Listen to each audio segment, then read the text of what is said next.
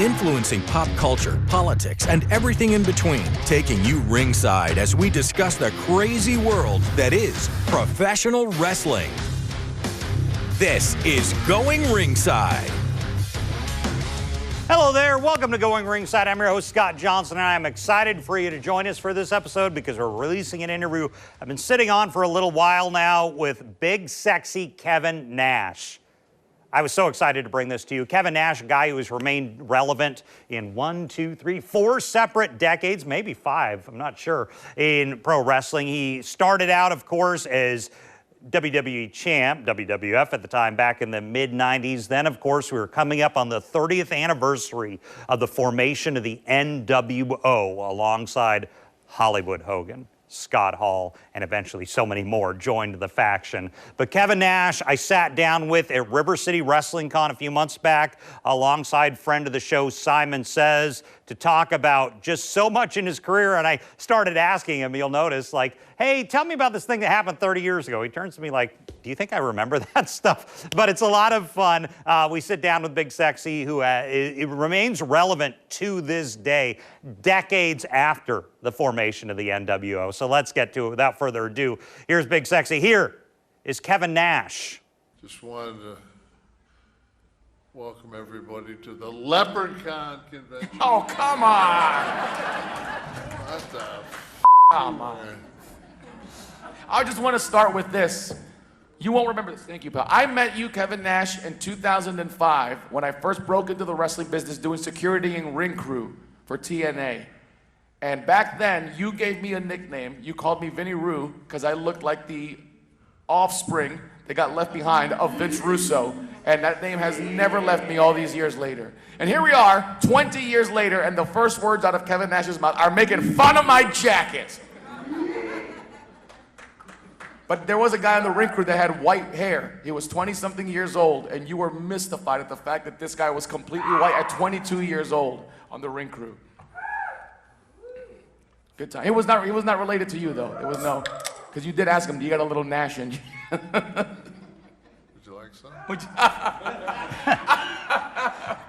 Your original WCW run, Right. to become Diesel. How did that transition happen? So Shawn Michaels was watching the Saturday night show when they were on the road with WWF, and he was traveling with Scott. Scott and I were friends. He said, "You know him?" He said, "Yeah." He says, "But I don't have his newest number." So they went to TV. I think the TV was Green Bay, and I was friends with the Steiners. Robbie Steiner called me that night from Green Bay, and he said, "Hey, Shawn Michaels wants you to be his bodyguard. Can you get out of your deal?" So the next following Monday, we had TV, and I want to think it was Dalton, Georgia for WCW. I just looked out the window the whole time, and the agent was Barry Windham, and he was driving. He said, "You all right?" I said, "Yeah, my wife told me she's going to leave me if I don't get out of wrestling." So he said, "Why don't you ask for your release?"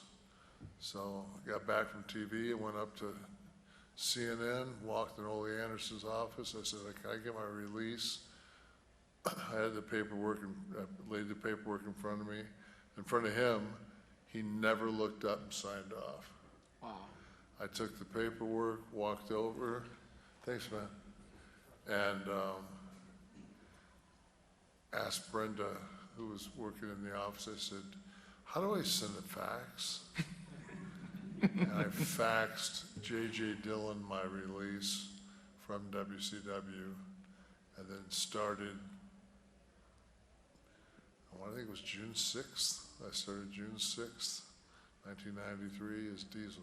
Did you know being Shawn's bodyguard at that point was a good business move? I can't remember Shawn was on his acceleration at that point. I mean, he was, because he was in that IC, with the IC strap, because him and Marty had just had their battle, and so the night I came in, my first live event was in Albany, and I tripped Giannetti. Sean gave him a pile driver, and Sean got the IC champ. So I met more in one night than I had 3 years at WCW. Wow. So. And Kev, I know you get asked a lot about your upstart. Is that your coffee or mine? And I don't know, you can have it. It's mine, man. My man problem. I stuck my finger in it. But the one thing I wanted to ask about is something that people don't put a lot of attention onto. Your time in TNA with Paparazzi Productions and your feud with the X Division is something that people remember so fondly about the glory days of TNA. And I just wanted to You mean humor? Yeah, exactly. Folks that say there's no comedy in wrestling or comedy doesn't work, and it was some of the highest rated segments back on TNA in those days.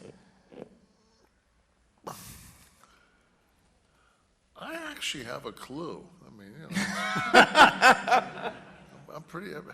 For somebody with 5 moves, I became pretty wealthy. I mean, there's not many guys that can say, yeah, 3 years after I got in the business, I was a world champion.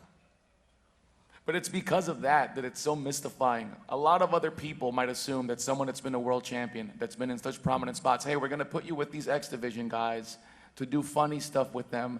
There's folks that might look at it as a demotion or whatnot, but you flew with it, you flourished. No, they didn't put me with them to give any. They put me with them because I had a torn rotator cuff.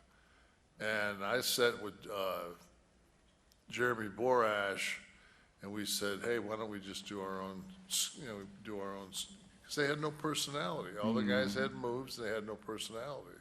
I said, let's give everybody a personality so we can differentiate between the different characters. When did you learn personality was needed? You have it more than most any 7-footer who's ever been in wrestling. When did that? More than most. More than all? That's only, yeah, what a incredible bar. You gotta jump over Andre's comedy. Yeah. The Mount Rushmore of comedy in pro wrestling. Andre, Big John Studd. Bad News Brown. He wasn't All even the comedy guys. He wasn't even tall though. Paul White's got a good sense of humor. Paul White does have a good sense of humor. He showed it for us yesterday. Yeah. Did you start to realize that you could talk better than all of them once you got to WWF? Because you weren't given a lot of opportunity in WCW.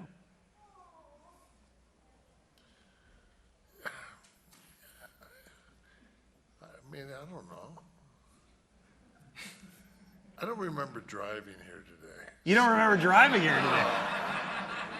And we're asking you questions from 30 years ago. Yeah. But that's the whole thing about wrestling is people think you're aloof or something. It's just like, how many people out there remember their first job? How many people out there have had their first job? No, but I mean your first job, you know, and it's like, do you remember like getting your paycheck at the end of the first week? You're like, no. That's kind of like wrestling. You're on the road 300 plus days a year. I don't remember. It's not because I was on narcotics or anything. It's just that I drive every day. I mean, if it's something that's, you know, earth-shattering, like, you know, I can remember like my father passing and things like that, but, you know, I'll watch Instagram.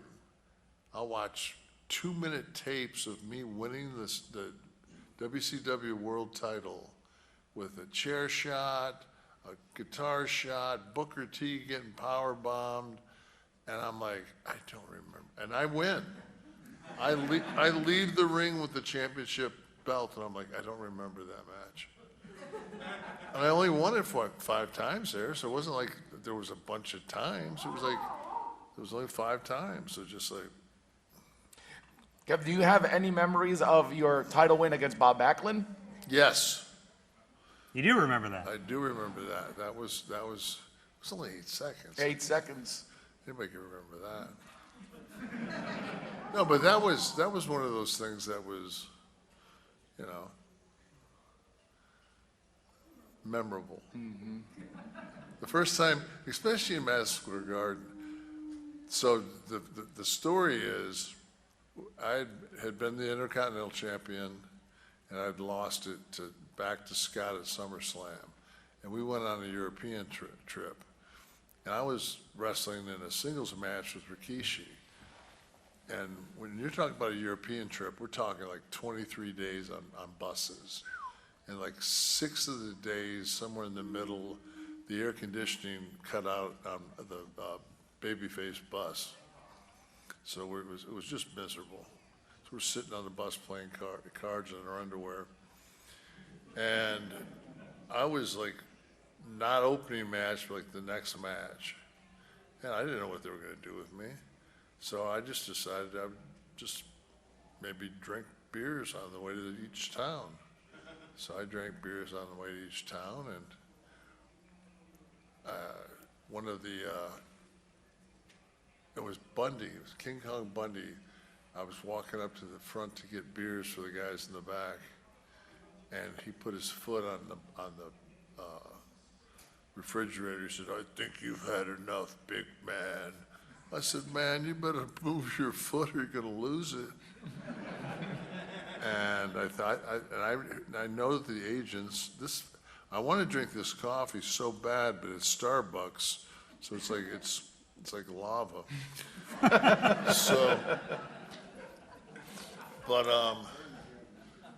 So when I was getting on the plane to fly back to the States, we were getting off the plane, and Jerry Briscoe said, "The old man wants you to, Marco's going to pick you up. The old man's, you're going to have a meeting with Vince at his house." I was like, oh, God. Like, he's so pissed off at me, he's going to fire me in person.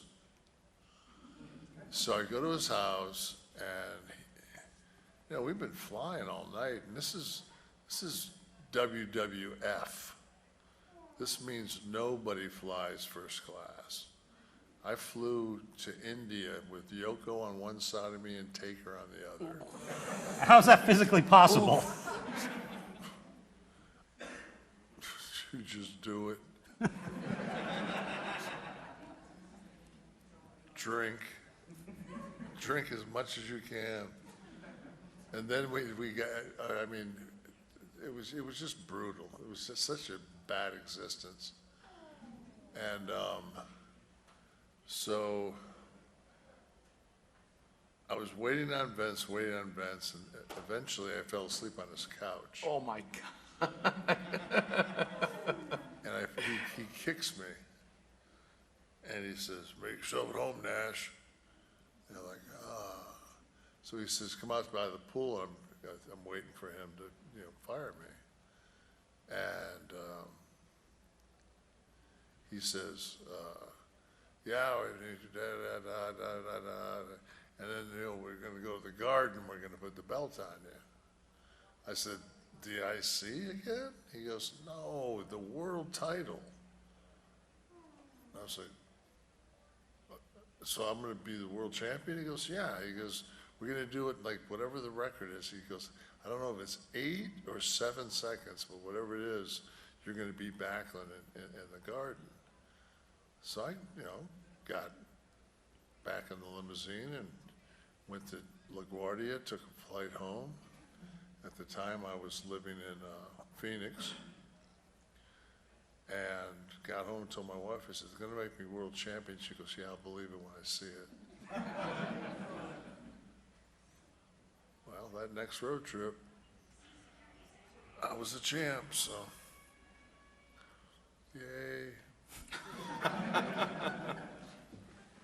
We hear a lot in the mid-90s of politics backstage. Sean, Brett, Taker, was it as bad as it's been parodied to be all these decades? I think that the people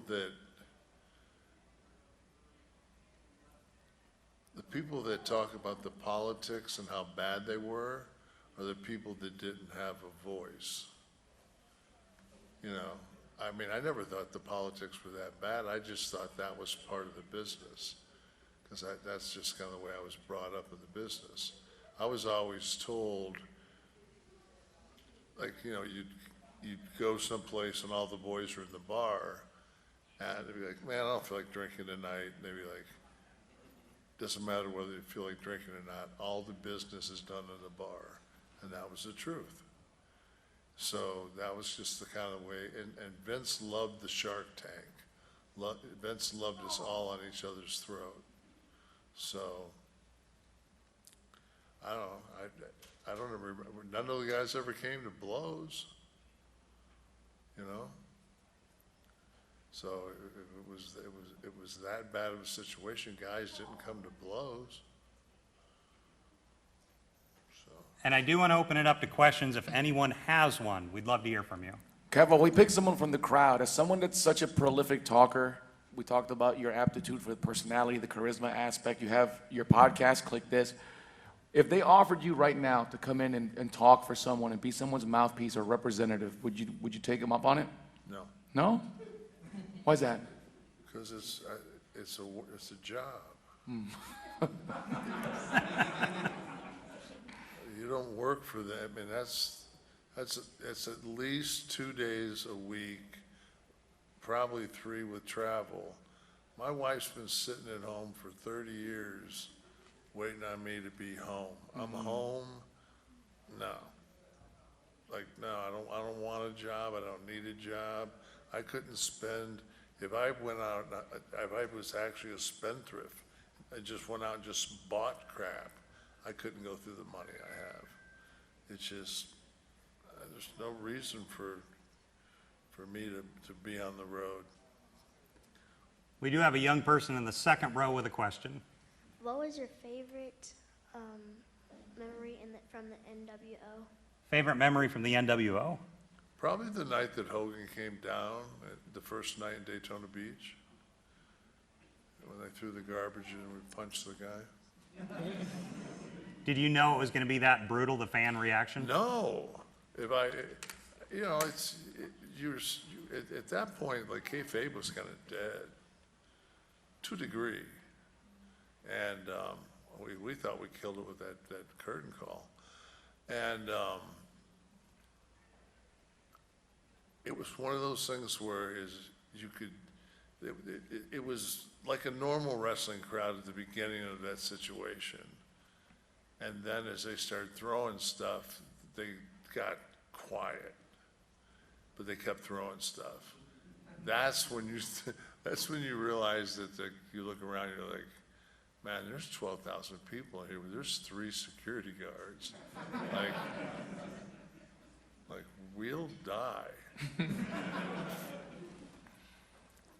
I was in Hulk, you know, you can't get him to, hey Hulk, what's your name? 4 hours later. Hulk, come, just wrap it up, man, let's go. Scott and I just wanted to get out of there, but that could have been a bad deal. We had Bischoff here last year doing one of these, and he said he originally thought Sting was going to be the third man. Were you ever cued in on that stuff, or was that more an Eric decision? Eric has a horrible memory. Really? How could it possibly, Sting was the backup. Like, if they couldn't talk Hogan in, you know, to doing it, but Hogan was at Kevin Sullivan's apartment down the street, his condo, and we went to I'll tell you right now though, when we went to the ring, there was no, Terry hadn't said he was going to do it yet, and there was no plan B for Sting. So we would have had to just beat him, you know, 2-on-2. Because there was no plan for Sting to do anything. There wasn't, so. I call horse. Anyone else got a question? Anyone? Yes, Go ahead. Hold on, this guy here. yes. Explain who came up with the idea about the poke when you were the champion. The And finger belt. poke of death? Yeah, when Hogan became the champion. I think it was one of those situations where you get a bunch of guys in a room and they come up with an idea that's kind of really bad. And because what they want to do is they want to have a 6 to 8 minute match, and then I'll take the fall. Because everybody knows in real life that if you were going to let somebody slide over you, you'd let them punch you in the face for a good 8 minutes before you do that. So I said, if we're going to do this, I said, why would I let him punch me? Why would I go out there and just let him punch me in the face? I said, you'll get a better response if he touches me and I go down. And to this day, they say the finger poke of doom was, if you watch the crowd, it's the only reason it's such a brutal thing in wrestling is because there wasn't a soul in that building that called it. We got them all. We got every one of them. And that was their problem. And then my favorite thing is that I booked it. I booked me beating Goldberg, and then 6 days later I booked me to do the finger poke of doom instead of being the champion that beat Goldberg, which was a babyface, and got to sell merchandise for 9 months. Which one would you guys rather do? Sell merchandise as the hottest guy in the territory, or turn it around the next week and give it to somebody else that has creative control? And he's the only one that does. Was Bill booked as too indestructible in your opinion, or do you think it was just right?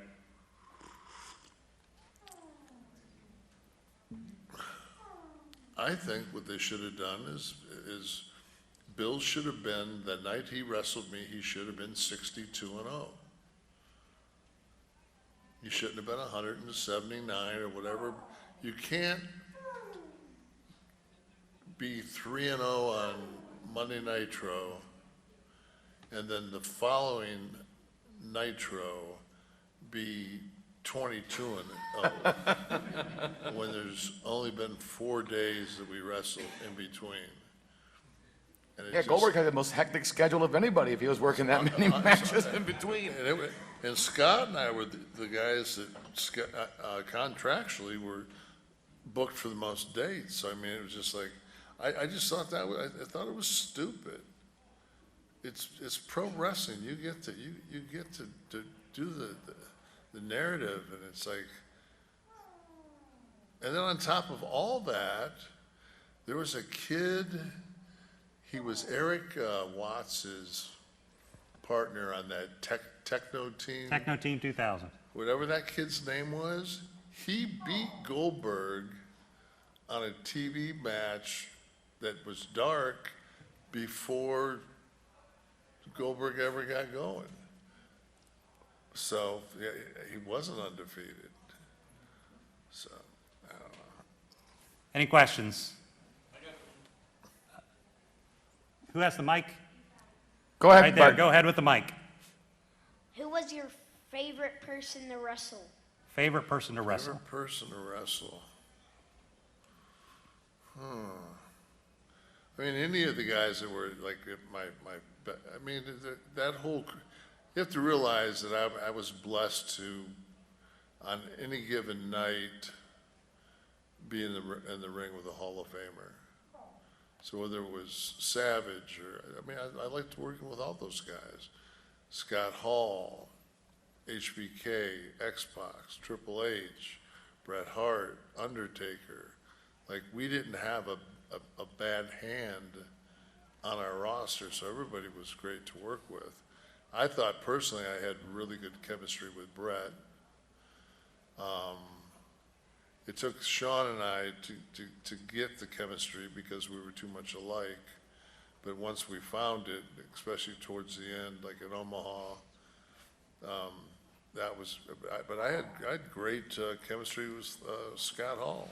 And Kev, as someone that has influenced so many people and has transcended generations of fandom, did you grow up a fan of the business from an early age? I was a fan of pro wrestling, so Sabu's uncle ran, the original Sheik. He ran big time wrestling in Detroit where I grew up. So I was a fan of wrestling until I was probably 9. And then at 9, I was like probably a foot taller than everybody in my school. And I started playing basketball, and then I wanted to play basketball. I mean, that's, so. And how did you eventually find your way back to the business? So I was playing overseas, and I tore my knee up, and I came home to get it operated on. I was in Detroit, and I had a couple of buddies, and what we do is on a, typical Rust Belt kind of thing is you go to the party store, and you pick up a 12-pack, and you drive around and drink your beers and decide what you're going to do for the night. So we took off, and we were going down Jefferson. And I'm like, where are we going? And all of a sudden I can tell, like, oh, like, we're going to Joe Louis. I said, I'm not thinking, and it's wintertime. I'm thinking, I could have sworn that the Red Wings were in Toronto tonight. So we get closer, and I'm like, I look, and I'm like, it says, WWF. I said, are we going to fake wrestling? I said, wow. I said, it was kind of, so we went, and we had really good seats, probably 10, 12 rows up. And that's when Helwick was the dingo warrior. Oh, boy. He was the biggest human being I'd ever seen in my life. He was probably 300 pounds then. And so he... Do you think he was more yoked in those days? Oh, my God. Right? Before he was on TV? Yeah. Yeah, because we were all muscleheads. We all knew. We were just like, oh, my God. Yeah, Helwick was gigantic. And then that's when Hogan would go out fourth as the champ. And I watched Hulk, and the crowd was electric, and I just said, like, that ring's, you can kind of tell, how big that ring is. I'm thinking, that's 2 steps for me. Like, I might not be able to come back and play basketball, but I guarantee you I can run 2 steps. And I said, I'm a better athlete than 9 out of 10 of these guys. So I said, maybe I'll give that a shot. So then I had to find out how to get in it. And you can imagine if you walk backstage at any pro wrestling event, and you go up to somebody, one of the boys, and go, hey, is there any way you could help me get into wrestling? I'm 6'10" and weigh 330 pounds. Yeah, let me help you get my spot. So breaking into wrestling was not easy. You were one of the first ones to break into something else into Hollywood, from sitcoms to movies to Tonight Show and beyond. Was that an interest from you early on? I knew that when I was a kid, I used to get in trouble all the time, and when I was like 6th grade. Because I would sit in the back of the class when one of our teachers was talking, and I would sign my name over and over again. And she says, what are you doing? I said, I'm practicing my autograph. She goes, what are you practicing your autograph for? I said, because I'm going to be famous. She said, so you want to be famous? I said, yeah. I said, I didn't care what it was. I just wanted to be famous. So everybody in Austin should be lucky I was too young to get up on top of that tower. One final question for Kevin. Who do we got? Who has the mic? Right there. So I want to say something. The reason that's funny is Austin, Texas has that like tower in it, and that's where the guy shot Clock all tower. the, shot all the Oh, yes. Yeah. that was the reference I got. Yeah, I do get that reference now, yes. These are the Kent- jokes, people. Kent Come State. on. Yes, Hey. sir. Get them some Hey, lava Kev, hot coffee. Thanks for the years, man. Thanks, man. I've been a fan of yours forever. Whose idea was it, like when the Outsiders were running hot, and then you came up with, you got the Wolf Pack going and everything? Whose idea was it to split you and Scott up? There was not Scott and I. They said that there wouldn't be. It was almost like unfair to put Scott and I against Randy and Hogan. So that was just another one of those things where Scott and I had favored nations, but Scott and I didn't have creative control. So, yeah, that was that. But the whole thing was, how it was originally laid out was that we would take over, that Monday Night Nitro would become NWO Nitro. Graphics, everything. And it would be a reverse. It would be Sting and DDP would kind of start like a faction of guys that were going to take back over the company. And that was where it was going to go.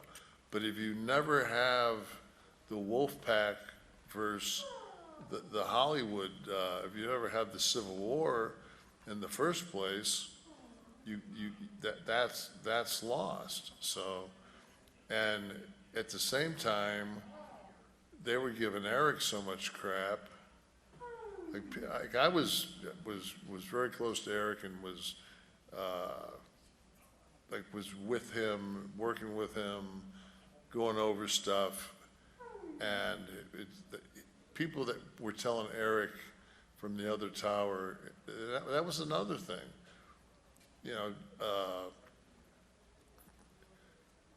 People said that the WCW was losing money,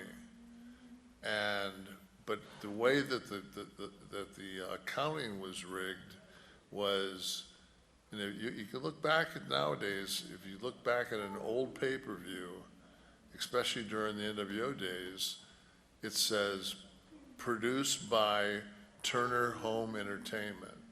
So the biggest revenue that WCW had was the pay-per-view, yet that revenue was allocated to Turner Home Entertainment, not back to WCW.